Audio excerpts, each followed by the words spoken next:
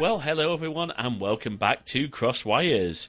It's James here, and we have a truly exciting episode for you today in two ways. First of all, it is our first session recording with a brand new Squadcast V5, and there's little things that have been happening in the background that have just got me so excited. And the second reason, and probably the most important reason this is an exciting episode, is because this is such a great topic. We're going to be talking a lot about accessibility today, but not in the way that you might think. So, let me introduce our guest. Would you all please welcome Chris Angel Murphy to the show? Oh, thank you so much. It's really nice to be here today with you and talk about something that's really important, impacts me and, people I care about as well. Absolutely. So, before we jump into the show in good Crosswires tradition, do you want to tell us a little bit about yourself, Chris Angel? Maybe give a bit of your background and, of course, at this point, you are allowed to pimp as many of your shows and products as you want. I sure appreciate that. So I'm Chris Angel. My pronouns are they, them. I grew up in Los Angeles, California, but these days I'm in Denver, Colorado in the States.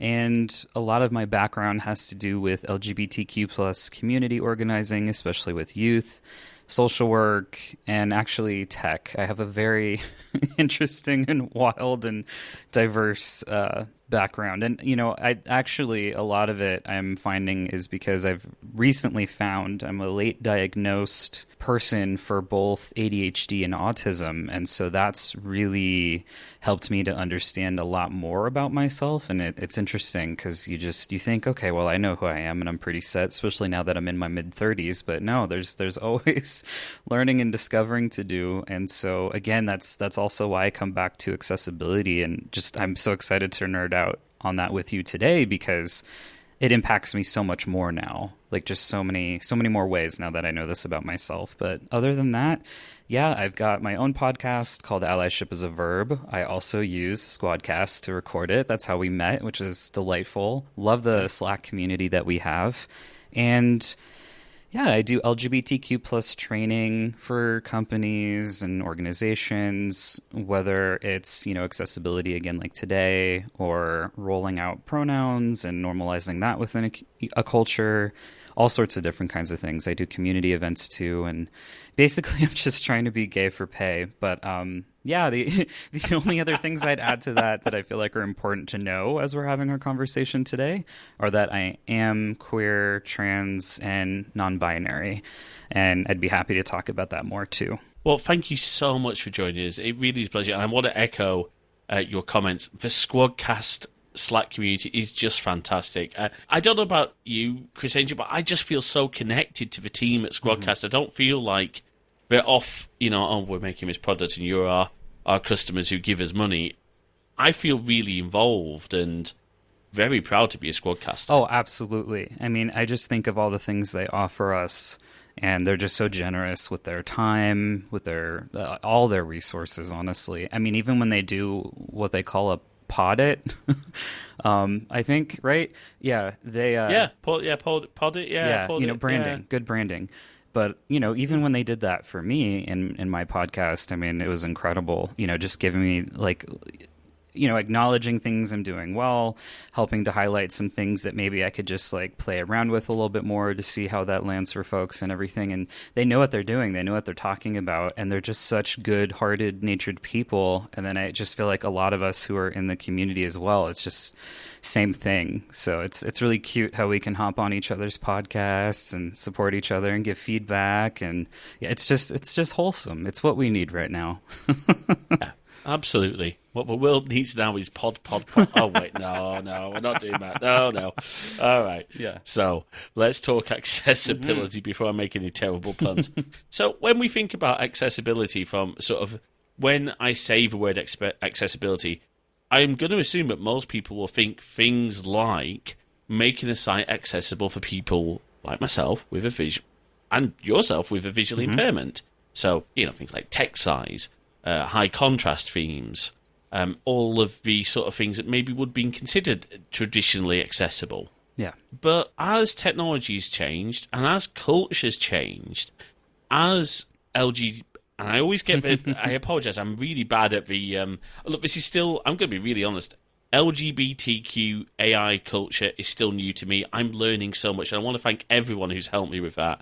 And one preface before we start this episode as well, I really want to make it very clear. There is no space in the Crosswires community for any hate, any negative comments. Please, if that's what you want to comment on, go somewhere else. Please, I'm not going to get into that. So, as we've had a cultural shift, and as we're starting to accept, and hopefully accept more and more, you have a need for pronouns, the changing nature of gender, from just simply biological sex, male, female, to things like gender fluidity, things like for trans individuals who, were born of a biological sex, but now identify as a different gender and need to adjust that in things like HR apps, banking apps, even things down to your email. And I'm going to be really honest, I can't imagine how difficult that is for developers who have maybe a mindset of binary fields, as it were, 1 or 0, or just 2 states, male and female. What extra considerations do we need to take into account when we look at accessibility in 2022? There's so much. That's a big question. But yeah, I mean, before we started recording, I was sharing that one of my favorite memes, if you will, online is seeing screenshots of the various software, and it'll say things like male, female, which, as you just mentioned, is conflating sex with gender. So if it says gender, we want it to say man, woman, things like that. But sometimes interesting things will sneak in there, like they'll put male, female, transgender, or I don't know. I really crack up when I see things like Canadian applicant or Venezuela, because then someone's not paying attention to the onboarding experience. But it's really important we get these things right. So, for example, I mean, if we think of someone who's an applicant for a job, right? A lot of us are applying online now, and there's usually forms we have to fill out. And don't get me started on the side quest of how upset I get when I give you my resume and then I have to enter everything in anyway. Like, don't get me started. I will echo that, because look, I spent a long time building my resume. I have tweaked my resume to be applicable to your role, the role that you are hiring for. Don't make me refill out all my education and experience again. Take the time to read my resume. However, on an interesting side note on that, did you know that most of this recruitment stuff, most of this is not going through human eyes? It's an automated scanning process. Basically, it's an algorithm that decides whether or not your CV gets selected, your resume gets selected. Most recruiters aren't even bothering to read it. Yeah.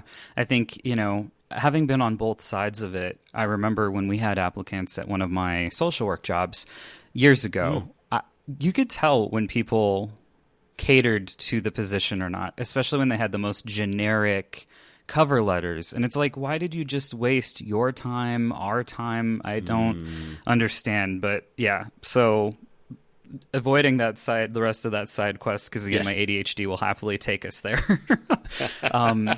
Yeah, so things like that get really upsetting, because again, like you said, we put all this time, hopefully, into tailoring it to the position and everything. So yeah, to have to put all of that in again, that's a poor user experience. Yeah. And so, absolutely. Yeah, so when you think about these fields that we've seen forever now, again, with gender, I definitely want to see, if you have to have a drop down, then at least, include man, woman, genderqueer, like make a huge effort to try to include as many genders as possible. But the best way to do it would just be to leave it as a custom field that's just open, and then the person can put what they want. And just a free type, right? Just a single line free type field. And then you could just have some options above as an example of what you're looking for in case there's any confusion, right? Because you want to name the fields and everything. So then, when you get into things like name, which is usually one of the first things you start filling out, then you want to have an option where, and this is where it gets tricky again. If we're going along the thread of onboarding someone potentially, or again, they're just applying to a job, there's a point at which you're going to need their legal name, and maybe it's not at that point. So maybe at a later time. But again, to help dispel any confusion, like for someone who's transgender, for example, and maybe hasn't legally changed their name, and there's a lot of reasons for that. It could be cost. It could be, the hoops that they have to go through. I mean, there's all sorts of reasons. It's not an easy process. Yes. I know back when I did it in California, it cost me over $500, and it took over 6 months. I had to get an ad in a newspaper. I had to run it in case I was running from any, debt collectors or something. It's so silly. But anyway, so, I went through all those hoops, but yeah, so there's a lot of reasons why people may not have access to changing their name. And so you want to have an option where people can put their name versus their legal name, because sometimes it's different. And, when you have name versus legal name, that's a catch-all for a lot of things. Like you, I think, started at the top. This isn't just for folks who are transgender, for example. There's lots of folks who have nicknames or things like that, or maybe they go by their middle name. And so that's a way of saying, here's how I want to be honored, here's what I want you to call me, and here's what's on my government paperwork, for example, right? Absolutely. Yeah. And it's interesting because so this isn't really applicable for me because professionally I go by my first name. But to friends and family, and I'm not going to reveal my middle name because that's the whole reason I don't. But to friends and family, I go by my middle name, and it's family tradition that I do that. But if it was the other way around, where I use my middle name, then I'd absolutely want to be called that in an interview. Yeah. I'd want that to be referred to in an email. Yeah. My favourite one on that subject is when I joined a role a couple of years ago, my manager couldn't figure out the difference between my middle name, so James, middle name, surname, and in the system, he somehow thought that my middle name and surname were hyphenated, but without the hyphen. Oh. So my username became this ridiculous thing, so it becomes something J, middle name, dash, Billsborough. I'm like, no, that's not it. And it was a nightmare getting it changed. Yes.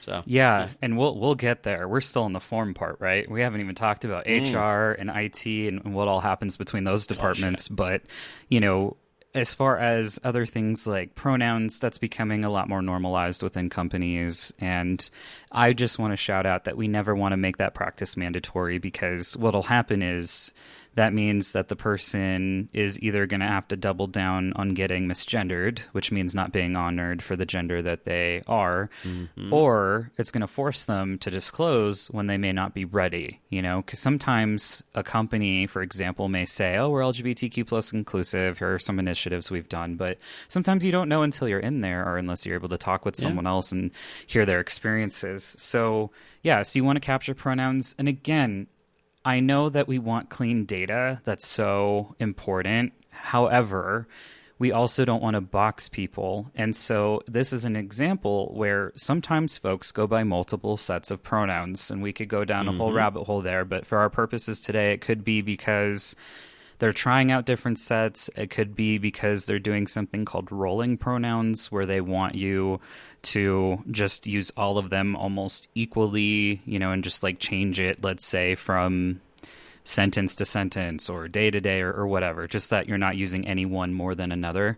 And so you want to give people the option to be able to select what their pronouns are, but you're never going to get everyone's, because people also come up with new neopronouns, and neopronouns are just typically pronouns that haven't been recognized formally by a dictionary yet.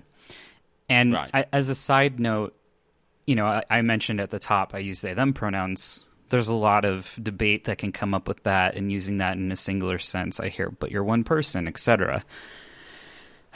It's a very tiring argument, and I'll just say that, and I struggle to say this, and I'll explain why in a moment, but Oxford Dictionary dates singular they back to 1375. Authors like Shakespeare have used singular they. So even if that weren't the case, though, if someone's saying this is who I am, this is how I want you to honor me, and it really doesn't hurt you at all, it takes you 2 extra seconds to like make that switch in your brain, just do it. Just do it. So, so we just, again, we want to honor people for who they are. So, yeah, so that's why, like you mentioned, the culture's changing, and we want to just make sure that people can express who they are. And there's going to be a lot of folks who don't want to enter this information because, you know, some of this is demographic information that's optional. It depends country to country, et cetera. However, again, we don't want to force someone to select pronouns. We don't want to force someone to select things like gender identity and sexual orientation. And again, those should be optional for sure and open-ended fields. Because the other part of it too is we have to be very transparent about what we're using that data for. You know, if it's because you want to make sure you're reflecting the people you serve, or you want to make sure that you're reflecting your community broadly, you know, and just having people of different backgrounds and lived experiences, et cetera, because it's just something you value as a company, like AKA we don't want too many white cisgender men working here, you know, straight white cisgender men. So, those are things to think about, but people can be nervous because, you know, now it's just so commonplace for us to have data breaches. I mean, goodness, I have Credit Karma, and I feel like I'm at over 40 now. I've been a part of 40 breaches that I'm just like, oh my gosh, every time I get another email or ding from them, I'm like, what now? What now? Yeah. Who hurt me now? And, you know, a lot of it, luckily, is just maybe passwords and my email address or something, and I'm able to change it because I have a password manager, you know, but it's ridiculous. So again, because of privacy and how people can like blackmail folks and just all these nasty things people can do on the internet, again, they want to know that their information's secure. And so jumping back to the example of HR and IT, let's say we're onboarding this person now. We've decided we're onboarding them. They're hired. They accepted the offer letter. Something that I train companies on is some of this information is on a need-to-know basis. Like, no one outside of HR should be able to tie the information to any one person or, again, IT in a very limited capacity. But a lot of it is on a need-to-know basis. So it really should be, again, for the purposes of like demographics. And, you know, it's one thing to share internally and externally. Like here are our numbers. Here are how many people, you know, who are Black that are in a leadership position, for example. You know, and it's not tied to any particular person, you know. But yeah, you want to make sure. So in the instance where someone has a name they go by that's different from their legal name, we want to make sure that their computer, their email address, and all of that is honoring the name they want to go by and not the legal name. However, it creates duality because certain things like, you know, sending their check over electronically, right? You have to have typically the legal name. Not all banks honor a chosen name or a nickname or things like that. Some do. And in fact, it gets more complicated than that. Because a lot of banks and a lot of... I don't know if this is the case in the US, but certainly here in the UK, I'll give a really good example of this. The bank I'm with, I don't mind saying, is Monzo. Monzo, when I transfer money to my sister, for example, it does a check on the name on the account. Now, because of the complications of a bank system, I might put in my sister's name, as I would see it, but when the check comes back, it says, no, that doesn't match. And it doesn't match because it's capitals. Banks are so rigid. And it's not necessarily because the banks don't want to adopt. As someone who's worked for a bank, it's because compliance and things like, so here in the UK, the FCA regulations, they are very much, nope, you cannot do this, you can't do this. And they don't change. Yeah. It takes forever to get them changed. So one thing I'd just say is sometimes it's worth just considering that if an organisation, particularly one that's heavily regulated, isn't accepting something like pronouns or chosen names, it may be worth just considering that it's not intentional. Because I think there is a temptation to think, oh, this horrible bank for not accepting my chosen name. There might be a more valid reason than you'd think. Yes and no. and I think there's always tech ways to solve for these problems. I mean, we have a newer company here in the States called Daylight, and they're very LGBTQ plus progressive and I think owned and all of that. And part of it is that even a friend was explaining this to me because my friend signed up with the account and was just telling me about the onboarding process. And it was amazing because there's a few banks out here now where you can get your card in your name, even though it may not be your legal name. So at least that way it's on your card, awesome. Which is pretty amazing. But not only that, like with Daylight in particular, and this isn't like, I don't know, a sponsored ad or something. I'm just saying this exists. No. This exists. But Daylight has options where you can save for things like gender affirming surgery and all of that. Like that's like built in, cool. To their banking system. And so it's just solving for a lot, especially since this is a community that is marginalized and we don't always make the same dollar to that again of that white cisgender straight man. And so things like this is really important. And because other folks, let's say companies, organizations, diversity, inclusion, etc., is an afterthought to them. It's not built into the foundation of what they're doing all of the time. It's like a nice to have. It's like, well, we'll come back for you or something. So if you're not big enough of, a community, then they don't care. But something that's interesting that you also mentioned at the top of this episode is, both of us have glasses. That's a disability. It's a normalized thing is that we have glasses, right?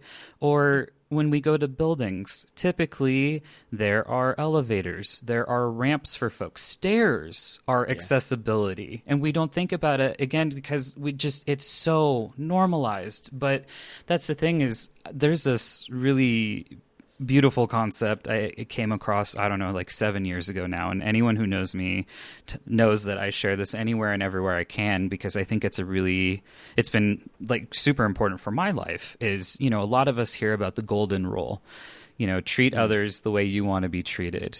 But absolutely. But you realize not all of us want to be treated the same. And so in the 70s, this guy coined the platinum rule, which instead says treat others the way they want to be treated. And that makes so much more sense. And so a lot of these, it really isn't that much more coding. Yes, again, when someone is entering something in a custom field, right, custom text field, that means you're going to have to clean the data because some people will put man and then it'll be capitalized, all caps, like no caps, and then you're going to have to clean it because those are going to be considered like 3 different genders, right? So yes, it does require some cleanup, but there are easy solves for this. So I think, absolutely, I think we can be so much better. It's just that, again, it's whether or not we want to take the time to give people that accessibility, And I think you've hit the nail on the head there when you talked about money. There was I saw a meme sort of talking about Pride Month where every company's logo somehow goes rainbow. They're not somehow magically more inclusive. Yes. They just think, let's slap the rainbow on there and look positive. And it's also about investment. When you look at, and using Daylight is a great example because they are, as you said, they're a new bank. So from the ground up, their stack, their databases have been built with this in mind. Whereas you take some of the old banks, I mean, these are companies still using database servers that have been out of support for 20 odd years. And banks won't invest. They're oddly, the amount of money they make, they're not very good at investing in new technology. I remember working at a bank where I think Windows 7 was out and they were still running NT4. So anyway, completely random thing. One question I wanted to ask you about in terms of these forms of accessibility, particularly around gender versus biological sex, because there are scenarios where you do need to know someone's biological sex. Yes. I look at an example from my career.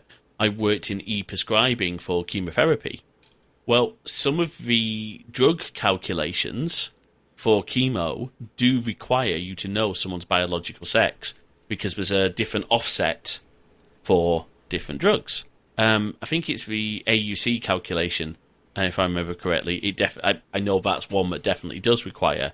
So it's not necessarily wrong to capture that information as long as it is distinct from their chosen gender. Yeah, it depends because, like you said, we need to inform people, why are we capturing this information? What are we doing with it? Who's going to have access to it? So that's what I would want to know. And again, going back to that example of onboarding someone, a company is going to need to know that, because if they're offering that person health insurance, that changes things drastically. And it further gets complicated, especially here in the States, because there are a number of states now who you can get X as a marker on your documentation instead of F or M for male or female.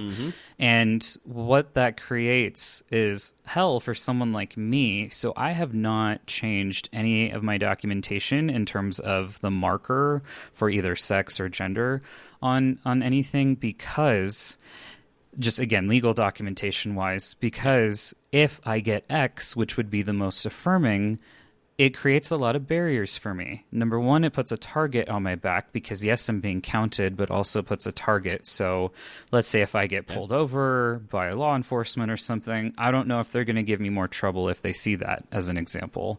Then you have a scenario where, again, in the instance of health insurance, a lot of these places are archaic with their systems and they haven't updated it. Even if they know there are people, for example, in Colorado who can have the X marker, it just may not be an option for health insurance. And so then there creates a mismatch, and then there's further complications. Or even if I go, and this makes me upset, and I'm going to drag them, I'm going to publicly drag them right now because this has been bothering me for years. Please do. Years ago, the airlines, Southwest within the States, which is one of the budget-friendly ones, they had claimed, we are going to update our system so X is now a marker that you can select moving forward when you're purchasing your tickets. It has been years now, and what's fascinating is, even though this was publicly stated along with a few other airlines at the time, they've done nothing. I follow up usually like once a year or so, and I get some poor person who has no idea what I'm talking about. I have to show them the article, and they're like, honestly, I haven't heard anything. I don't know. And then when they try to dig into it, they come back with like the poor excuse of, oh, well, just like, tech-wise, we're having a hard time solving for this. And it's like, you know what? Other airlines have figured this out. There are airlines where they have updated it, right? And so it's just like infuriating, because even if we get these victories, again, even to travel internationally, if I wanted to like hop across the pond to see you, all of my documentation has to be in alignment. So regardless of how I express my gender, how people perceive my gender to be, let's say if everything says female, all of it has to say female.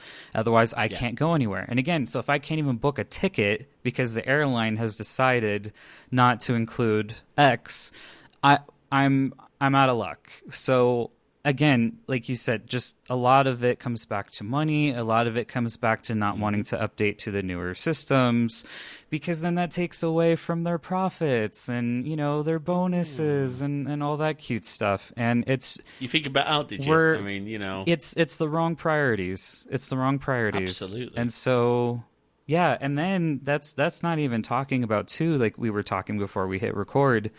What if you need to update your information? What if you change your name? And there's a lot of places that don't allow you to update your username. And what's trickier about it too is the answer isn't always to create a new account, because one of the biggest lies of the internet is that I agree to the terms of service and I've read them, right? Like no one reads it. No one reads it. Nope. Let's be honest. Nope. And so it's very rare.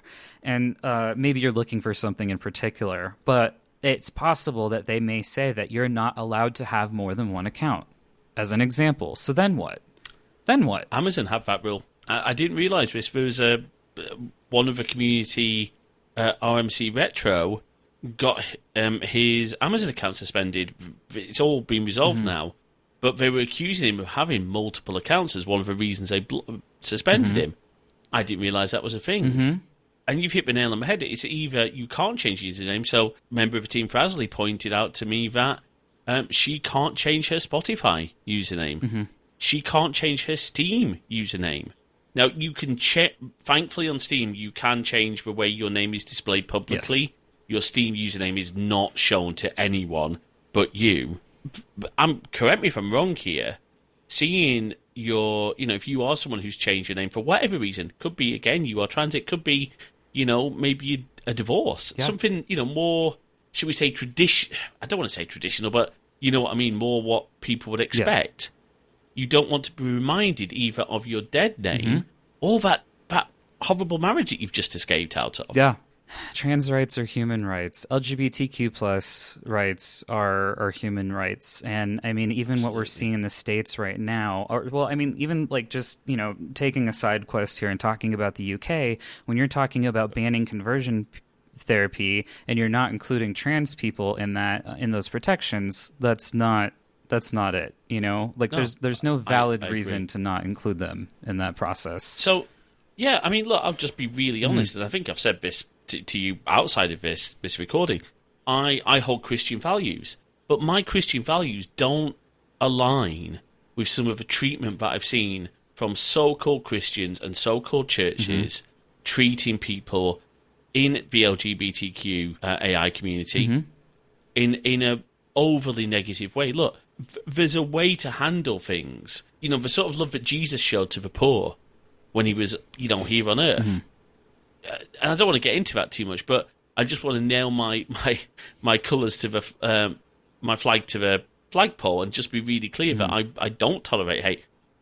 I was bullied in school for various things, and bullying of any kind is just not acceptable. We have to try and live in this world together, and I'm sure I don't want to get too deep into, because we are going to talk about this on another episode of Cross Wires. But even things like political disagreements, do we have to be vile to each other just because we support different political parties? No. Yeah. I really don't think we do. And at the time of recording this, too, there's just so many anti-trans pieces of legislation, anti-LGBTQ plus legislation that's just been sweeping across the states. And it's horrific. And again, it is. It's not a singular issue, because if you look at everything that's happening in the States right now, it's all about body autonomy. What can I do with my body? What rights do I have over my own body? It's all connected. But it's still overwhelming, because a lot of these things that are getting banned, for example, like critical race theory or don't say gay and trans laws, things like that, we have a lot of public support, like even for things like marriage equality, which unfortunately might be on the chopping block. It's very possible with our current Supreme Court, because we've been losing a lot right now, including Roe v. Wade, which talks about abortion. So that used to be covered federally as a protected thing. And now it's down to each state, isn't it, if I remember? Exactly. So, and again, for me, this whole thing comes down to, you've hit the name. It's all about autonomy, all about choice. Whatever I believe, I'm not the person in that situation. It's not my body. It's not my choice, and I have no right whatsoever to legislate. On the flip side of that, though, one thing I do want to just say is I'm a big believer in having open discussions like we're having now. Obviously, I think we might have some slightly differing views. We were talking about, the banks. I didn't shout at you. You didn't shout at me. I think as long as we have respect when we're talking to each other, is about the most important thing. Yeah. But getting back to accessibility, because we talked about usernames, being able to change those. One big thing that keeps coming up is email addresses, right? Because typically speaking, you can't. So if for example, Twitter. If I change my Twitter handles basically, sort of changing over all my followers for me. They're still following me. Although, of course, they have to know the new name to do mentions. Right. But when we talk about email addresses, you can't change your email account address. Right. You have to create a new email account. Now, that's incredibly frustrating, because admittedly, most email clients will support multiple accounts, but it means that you've got all of your email from before you change your name, or before you decided to go by an alternative name, in one account, and then all the new stuff in another. Now, I know in the UK, for example, because I know someone who's done this. When you use the deed poll service to change your name, one of the things they say is you surrender the right to use your old name at all legally. So if you've got an email, technically speaking, I don't think this is ever enforced, but technically speaking, you therefore can't have your old email address. Well, so like here in the States, we have social security numbers. And it is a number you are given usually at birth, especially if you're born here. And it follows you for the rest of your life. So like I mentioned, even though I spent over $500 in 6 months petitioning to the court, etc., that I want to change my name from this to this, that my birth name is going to follow me for the rest of my life. And so therefore, when we're thinking about things like federal protections, which is why here in the States we're really trying to get things like the Equality Act passed, if I drive from state to state, my rights are going to vary differently. It's going to be a little bit more protected for sexual orientation, but it depends where you go. And it's going to be a lot worse for things like gender identity and gender expression. And what's most interesting about that, too, is we are divided into 4 regions. So we've got the Northeast, we've got the Midwest, we've got the South and the West. When you look at the data, far and away, it's 1 in 4 LGBTQ plus adults live in the South, and that's where they have the fewest, if not rights. So stripped away from them. And so it's just like super red, in terms, not even just politically, but just on, like, if you look at the Movement Advancement Project, they follow this. They're one of the organizations tracking the rights, even statewide, citywide, county, depending. And you just see there's just like so few or just, protections stripped away entirely. And it's a shame. So this is key, going back to what I was just mentioning, because if my birth name is going to follow me for the rest of my life, that means anytime someone does a background check on me, which means housing, it means employment, they can see that. And even if there is a protection in my state against being discriminated for being trans, for example, I have no way of proving that unless they give me that proof of like email documentation or something, like a paper trail. They could easily just say, oh, you know what, we found someone more qualified, thank you for applying, or not even look at me at all. Right? And so there's just things like that we have to think about. And so I wonder, like, is it really important that my birth name stay attached to that social security number? And I can't get away from it either and hope they don't see it, because sometimes when I'm filling out applications, they ask me, have you gone by any other names? And I have to put it. I can't lie about it. I'll get in big trouble. So there's just a lot there. And like you said, we don't need the reminder. We don't need to keep seeing it. And it can cause us a lot of harm. And that's why, too, again, when I come back to these archaic systems, my birth name has even followed me to Colorado. I'll get sometimes, like coupons in the mail or something. I literally don't put it anywhere. And all of a sudden at my current address, like, I will get mail with my birth name. And it's incredibly upsetting, because I don't need anyone else to see that. I don't because I don't know. I don't mind saying it, because as a side note, I know you said the term dead name, and I know that's very common in the LGBTQ plus community for trans people to use that. Something that's been hard for me is I don't want to pretend like Christina Angelina Murphy didn't exist. It doesn't feel good to me that she has to die in order for me to live. So that's why I say birth name. But I also don't need that name following me all the time either. No, of course not. So it's just this really tricky situation. And I am sure there are ways around this. I'm sure there are ways we can be better about it. But that's just one way that's just going to continue to follow me for the rest of my life. And there's nothing I can do about it currently. So, and thank you, by the way, for that honesty and that correction, because you know what, it is something I did talk to Frasley about, is why do some people in the trans community use the name dead name? It does sound again, and it's down for each individual person to use, but it does sound somewhat negative. So birth name is or given name, I guess, is what people or legal name use. And legal name. Everyone's going to feel differently about this. This is just where I've landed with it. And there's a lot of people that would be like, why are you sharing your birth name? Then that's going to open floodgates for other people asking us that. And it's like, well, they ask us anyway. They don't know better than to not ask us that unless, again, there's some legal, medical, etc. reason for it. However, it just comes back to this bigger issue of the narratives. And when we don't see ourselves in the media, when we don't see ourselves reflected in storytelling, I mean, again, I'm in my mid-30s. I've only recently seen someone in a show that I felt like, wow, that I feel like I'm reflected in this show.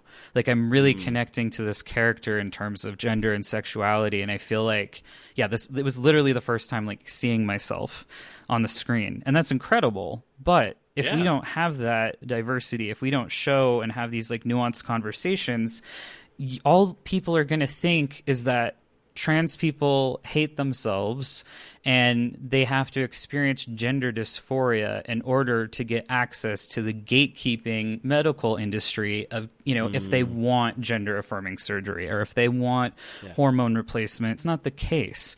So it's not everyone wants that, right? Yeah. Not everyone wants. Yeah. But that's been the narrative. And so that's, it gives you no wiggle room. So when you're someone like me and I don't necessarily hate my body and I don't feel like I was born in the wrong body, but that's the narrative. So there's just a lot there. on the note of TV shows, I haven't yet started watching the third season of The Umbrella Academy, but of course Elliot Page transitioned during production, and from what I understand, the team made it so that his character, who was formerly Vanya, and I think, I might be wrong, I think the characters changed their name to Vince. I think that might be right. I'm not sure, but like that's another interesting thing, right? Is like, how do we talk about this stuff? Because like with Elliot, I mean, what a lovely human, and I'm happy for him. And the production team could have written off the character or whatever, and could have recast could have recast anything. Any number of things could have happened. And it's just interesting. And the only thing I want to offer is, like, when we are talking about people who are trans, is to try to not use any previous names and just say, like, the new name and new pronouns. Because sometimes we get stuck in, before, again, not Elliot, but like, before she was Susan or whatever. And we don't want to do that. So it's the only thing I would want to offer is like when we talk about trans people. No, look at the, you'll have to forgive me. Was it one of the Jenners? Yes. Caitlyn Jenner. People still call her by a given name. Yes. But she's chosen to use a different name. I will admit, before I started to learn a lot more, I've probably done that. Yeah. And I feel bad about that now. And I've realised, do you know what? It doesn't harm me to use someone's chosen name. Yeah.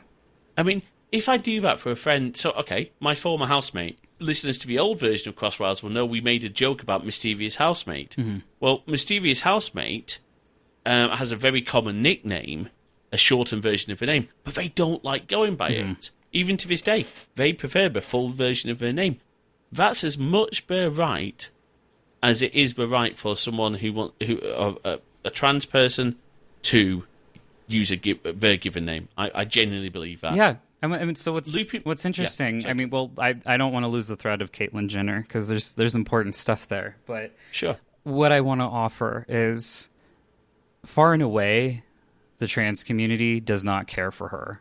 However, we do not misgender her. We don't use her former name. We don't use her former pronouns. We honor her, even though she says terrible things about us as a community and constantly misrepresents us and actually encourages these, pieces of legislation that have been moving forward, again, banning trans girls in particular, from sports. Yeah. And it's just like, you hypocrite. So but we still don't do that. And so again, it's just, if we're not teaching about this in the schools, if we're not normalizing this, there's just so much fear because people just don't know. And so then, again, that's when we fall into these arcs of not being able to have more casual representation. And what I mean by that is, to stop having the storylines of, oh, I have to tell you this deep, dark secret. I don't know if you're ever going to talk to me again, or, let's move beyond that. Yes, that can be people's experiences, but we don't want to box ourselves in that. So why not have someone casually putting on a binder before going on a date or things like that? And again, not having the arc be that they are going to lose all of their friends and family in one swoop. That's not everyone's story. That's not everyone's reality. And so, yeah, there's just a lot. There's just a lot there. And I think that's also part of why this ties back into accessibility and everything, is because, again, if the attitudes and the misinformation is so rampant, then yeah, no one's going to care about this community. Broadly the LGBTQ plus community. Yeah. And they're not going to want to make, if they don't care, they're not going to invest the time, but, we mentioned Squadcast earlier, but I think we should probably give Squadcast some credit because they made the way that they did the pronouns and the given name. So the name and the pronouns are free type in Squadcast. And what I love, and I think it's something you mentioned earlier, we don't want to force anyone to give their pronouns if they don't want to. It is an optional field, and I've had, straight cisgendered men on the show who just leave it blank. Yes. That's their choice. If they, just as it's, again, it goes back to the thing, just as it's, your choice to use they, them, if they don't want to use different pronouns, they don't have to. And I think, as you said, it's entirely personal choice. Make it accessible. Make sure that forms are not causing people upset. Yeah. I mean, I think there's a huge difference between causing upset intentionally and mistakes. I think we do. One thing I will always say is if you do find that a company you're working for has made a mistake, reach out to them and say, hey, can you change this, because this is causing me a problem. And it may just be, there's probably two scenarios. They haven't thought about it, or they're intentionally doing it. If they're intentionally doing it, you probably don't want to work for that company. No. One question I would ask as well, just from my perspective, there's a difference between, again, we talk about data protection and need to know. One of the GDPR principles is only gathering the relevant information. Yes. So at the point of interview, a point of application, you don't need to know someone's biological sex. No. A lot of it's not relevant. It's not relevant until they're made until they're made an employment offer. But of course, that's conditional on the fact that's assuming you provide healthcare coverage. And that's also coming back to the issue of trans people or folks who go by different names, etc. Part of the chaos we can be stuck in, and that's a strong word perhaps, but I'm going to use it anyway because I have a flair for the dramatics this morning, is that you want to make sure that you're being clear that right now you don't need their legal name, but should they get an offer letter and should they accept it, then there's certain information you're going to need to get from them. And then that helps me understand, okay, I can put my chosen name here, or I can put my name here if it doesn't reflect my legal name. Because again, like you said, for folks who have to adhere to GDPR, that makes total sense. But again, for me as a user, I have to think, well, what should I give you right now? Because depending, that might be something that discloses my LGBTQ plus status, and then I could be worried that, again, I won't even get a chance to have an interview, for example. Exactly. So, yeah. And it's something super simple you can clear up. I've seen it before. I've seen organizations that are a lot more progressive say something to that effect. Like, if you go by a name that's different than your legal name, that's not something that we'll need until later, for example. So there's really easy ways to quickly clear that up. And I will say, too, the other piece here is just being consistent. Because sometimes, people will have these statements, like you said, either in their social media or on their website, but they're not actually doing the work. Or you'll have larger companies who say that they're LGBTQ plus inclusive and supportive and all of that. And, there'll be some of the same corporations that are financially backing various prides, like pride celebrations and everything. But then they're also giving to like candidates who are anti-LGBTQ or, causes that are anti-LGBTQ. And they think like maybe we won't figure this out and follow the paper trail, So it's also about being consistent. So it's not enough that. So this is what I wanted to come back to. It's not enough that your forms are on top of everything and say the most appropriate things, because another way you can lose me is if I call your customer support or something and they call me sir within 5 seconds, and I'm not a sir in my case. I'm not trying to be a guy. I don't want to be a guy. I'm not a guy. I know that's what a lot of people would think when they hear me or see me. And so that's just like another bump I can hit. And so it means you need to train folks to not make those kinds of assumptions, because I've also known people who, their voice is deeper, maybe because they're a smoker, for example, and then that's even more offensive to them that, you're calling them a guy when they're, just an older woman who smokes or whatever. That's why I come back to it's not just trans people. It's not just trans people. It's that wonderful line from Star Trek Voyager. Despite Starfleet regulations, Mr. Kim, I don't like to be addressed as sir. And that's a genuine question. Yeah. So, in that scenario, obviously we, historically we've used sir and ma'am. Oh, I'm really sorry to hear you've had a problem today, ma'am or sir. Right. What is a more appropriate form to say that, to be inclusive, make sure that you're not making a mistake? Because as you said, when you're on a phone call, look, I can see you right now. Yeah. I know also because you put your pronouns up there and you've been very open. I know that you are not identifying as a man. Mm-hmm. So I know that. But if we were just on a phone call and we were doing, say, a customer support thing, my brain is going to make those assumptions. Absolutely. Rightly or wrongly. So going forward for customer support people, and again, for software people, how do we avoid that?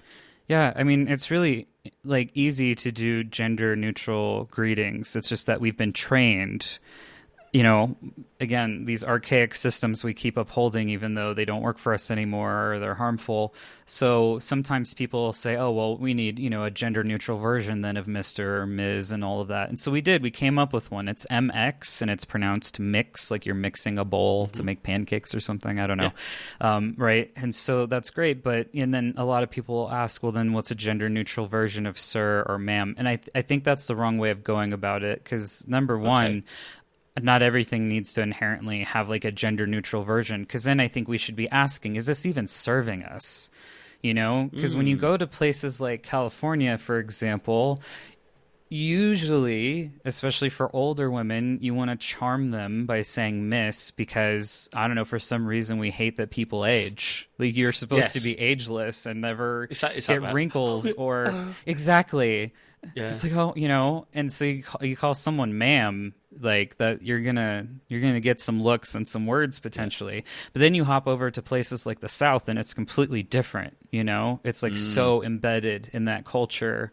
And then even if people don't know you, they'll be like, come over here, sweetie, or here you go, honey. And I hate that. I hate you don't know me, you can't be calling me that. That's reserved that's an affectionate name. Yeah, I don't. But it's normalized there. And so what I want is freedom from, having to be put in those kinds of boxes or be made to feel, uncomfortable in situations like that. So a lot of us, we don't need the formality. And again, these are just, I'm saying this not only on my own experience, but from discourse I've seen online with the community. So we don't always inherently need a gender neutral version. Let's first ask, is this something we even need in the first place? And then, so you can just as easily say, my first name, or in my case, like I said, I go by Chris Angel. So together, there's just a million Chris's in the world. It helps me stand out a little bit more, Because I'll be really honest. When we did I'll just fess up here. When we did our introductory call, I called you Chris because I just, again, assumed. Right. Oh, that's first name. Yeah. Right. And so that's why usually when I'm on with support or something, I'll tell them, oh, just Or like they always want to call me Mr. Murphy, and I don't want to go into the whole thing about being named Chris Angel because I feel like it'll make them more flustered. So usually, especially because I'm probably never going to talk to them again, right? I'll get some other agent next time. So I usually just say, oh, please call me Chris. But they're trained. They're so trained, and it's hardwired, that's what you do. And so yes, it's just as simple as saying, oh, hey Chris, how's it going today? How can we help you? And honestly, if you just drop the formality, you'll find it's not even needed. It's just filler words. Yeah, so instead of saying, oh, how can I help you today, sir? Yeah. You just say, how can I help you today? Exactly. That's it. And again, all of this, though, comes back to the platinum rule, because just as I'm saying this is how I want to be honored and how a lot of other people may want to be honored, again, there are people who are going to say, oh, you better call me Mr. Murphy, or excuse me, like there are going to be those folks. And so, again, it's just, let them lead. So how interesting. Yeah, exactly. What if, right? Usually when you're doing customer support roles, you'll get access to that person's information, especially, if it's like software or health insurance or something. So what if that person could just say one time, hey, this is how I would want to be greeted. It's in the system and you can just read it and then you can just honor that wish. And it's that simple, be it pronouns. It's literally just one field. And if you use good support software that, it says, oh, here is how this person wishes to be addressed. Yes. It's not hard to do. When you look at tools like, I think, I haven't seen if this is the case, but for example, Help Scout, which is a ticketing system, they have obviously this whole concept of template fields. Yeah. Particularly more so for automated responses, but also to make it easier for people to not misspell people's names. I think is one, because look, my surname is actually misspelt. Oh, interesting. So, very short version of the story. Distant relative in the past couldn't fit the correct spelling of the surname onto the business checkbook, and so shortened it, has caused no end of problems for a family ever since. Honestly, you should see the names we get called. But the point being, you add that data visibility into systems. It's not hard to do. No. At the end of the day, it's just a free text field. And you don't have to be a software genius to know, oh, well, I just reference that field.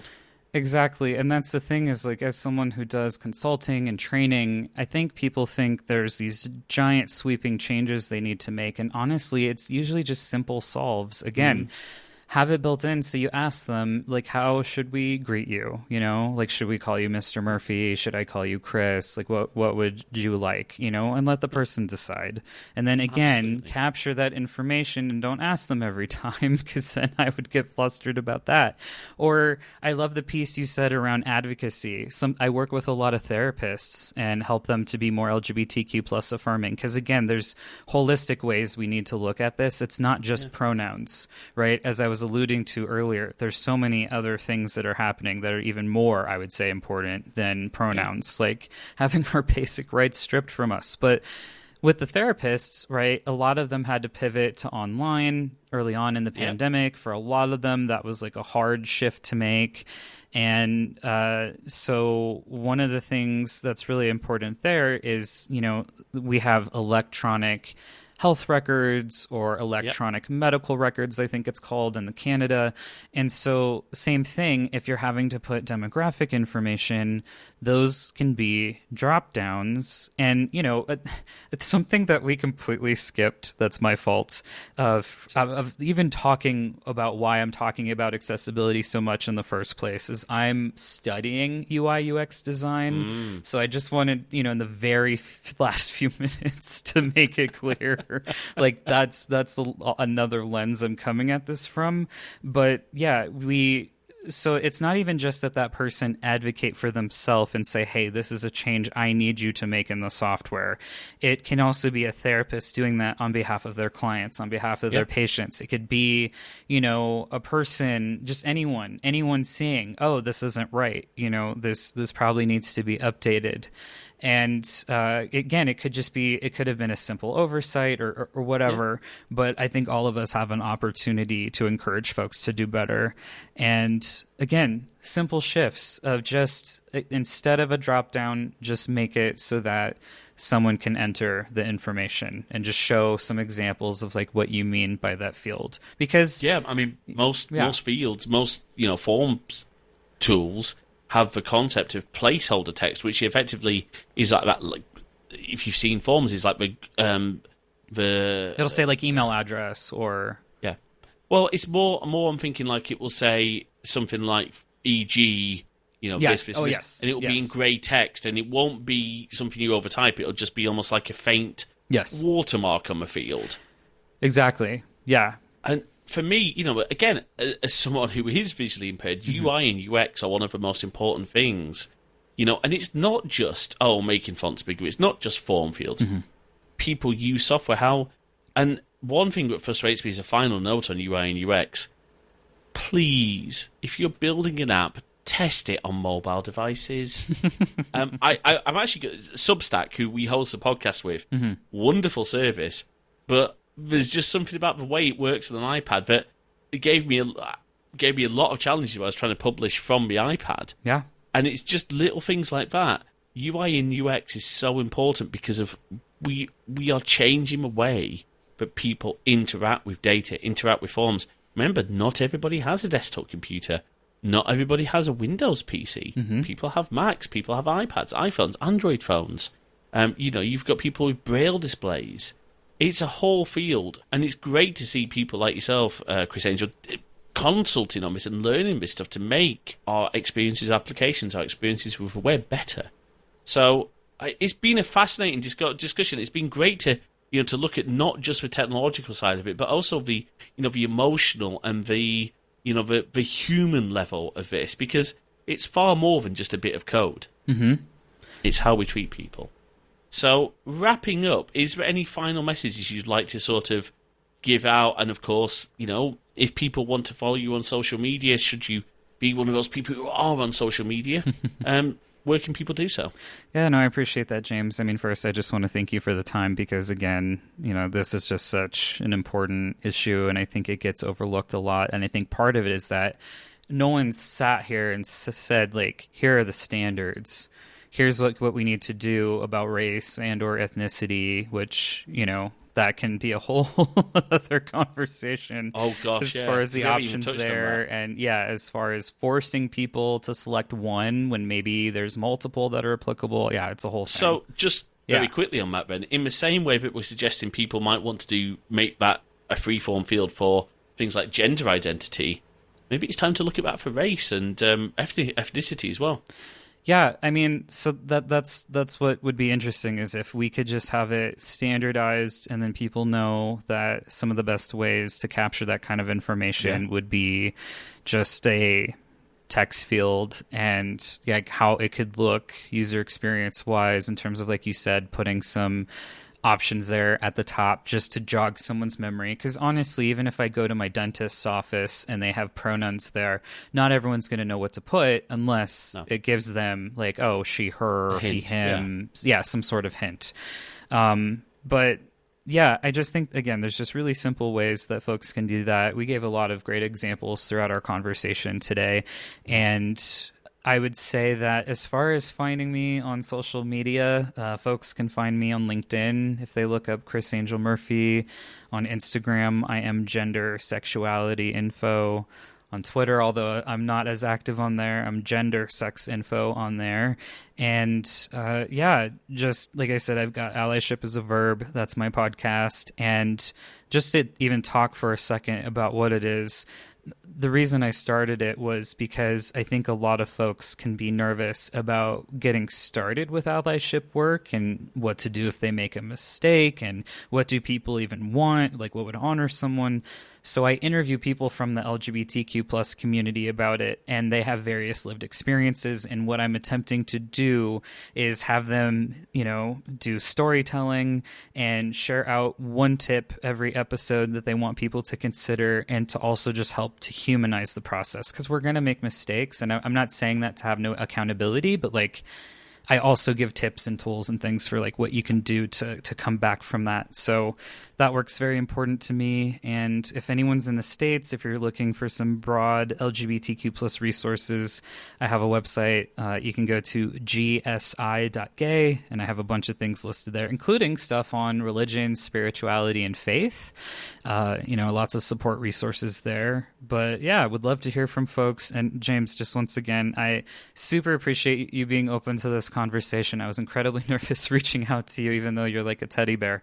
But like you've mentioned throughout this conversation, people can get very hostile. They can shut down. They can be very opinionated when it comes to this kind of stuff. But again, as we have explored, it just comes back to human decency. It comes back to human rights. And there's so many other people who are impacted. It's not just an LGBTQ plus issue. Like, let's just honor everyone the best we can. Absolutely. This goes far beyond issues. It's been highlighted because of the struggles of the LGBTQ community, but it goes far beyond that. Mm-hmm. And I think that's really important to realise.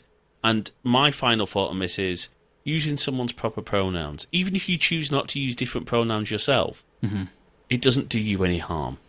It doesn't change anything about your life. It doesn't change you. It just makes you a better person because you're honouring that person. You're treating that person how they want to be treated.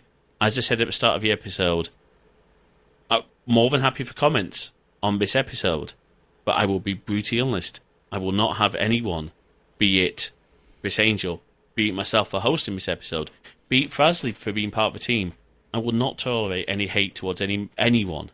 So please, if you're going to think that you're going to post that, don't. Just go and keep that in your own head, folks. You know what? But if you want to do that, that's fine by me. It's your right to do that. I'm just not going to give you a platform to do it on this show. You can follow Crosswires on Twitter, because we are quite active on there. Crosswires MG. You can email podcast@crosswires.net with your thoughts. You can comment on this episode, both on the actual blog at crosswires.net. You do have to be subscribed to comment. Sorry about that. It's currently the way things are. Budget allowing, in the future, we are looking at moving to an alternative host just to give us more flexibility. If you're a good Pods user, you can comment on the episode there. And of course, we're also on many of the podcast directories. Please do find us. And one thing I wanted to say, if you like our content, like genuinely like it, please do drop us a review. You can drop us an email as well. We love to hear from folks. And one thing I will finally say, if you've got ideas of things that you'd like us to discuss about technology, drop me an email. I'm always open to episode ideas. We've got some great content coming up. There's great YouTube videos coming up as well. Chris Angel, thank you so much for your time. And, of course, probably worth just shouting out, thank you so much to Ariel at Squadcast for just being this, I guess, this ninja at connecting people for, having the guest exchange channel and just being like, I don't know what it is. She's got almost like a sixth sense of spotting, oh, you two could work well together. So thank you. She is. And we're absolutely going to have Zachariah back on the show at some point. I would imagine he's probably pulling out his hair at the moment with the V5 launch. Nothing's gone wrong on this episode, so that's always a good start. All right, folks, thank you so much for listening. We'll see you at the next episode. Goodbye. Bye.